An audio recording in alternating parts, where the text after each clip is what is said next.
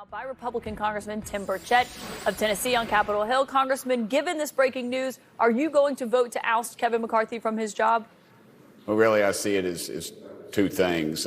One, do I vote against my friend Kevin McCarthy, or do I go with my conscience? That's kind of where I'm at, and I'm currently praying about it. But I would, if it was right now, I would vote to oust him. Yes.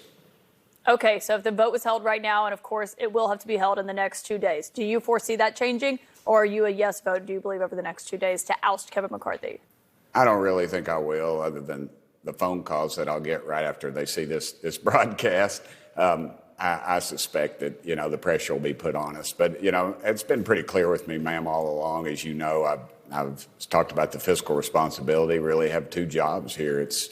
One is 12 appropriations, and passing a budget. And we've not done that. We've not done that in 30 years. And we just keep abdicating our duty. We said, we're going to do a 45-day one now. And that's great, but that's not what I signed up for. I signed up to do my job, and my job is to pass a budget. And that's not what we're doing. We talked about that last time you were here. Are there 218 votes to oust McCarthy, do you believe?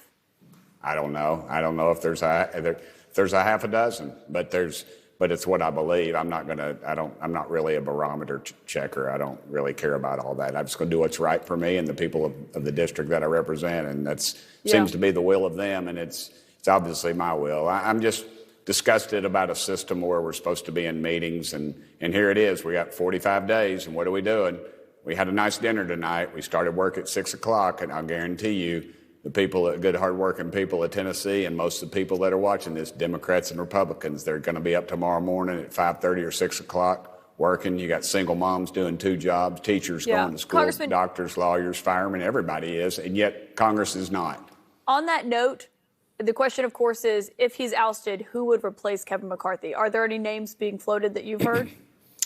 Well, I'm joined off to my side here by Chip Roy. He'd be a wise choice, but I'm sure now he's scared that I've said his name. He's probably going to look under his car before he starts it as he walks out of here. But did he say if he's going to vote to oust McCarthy?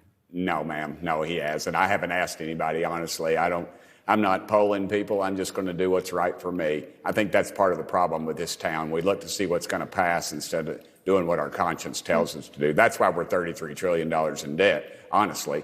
I mean, we pass these monstrosity omnibus bills, and then we check down to see, there's the stuff I need, or there's the lobbyist I need degrees, and then we vote for the bill, and then there's over 2,000 pages of Nancy Pelosi. We got to pass it till we know what's in it kind of stuff, and here we are. We said we were going to be different, and we're not.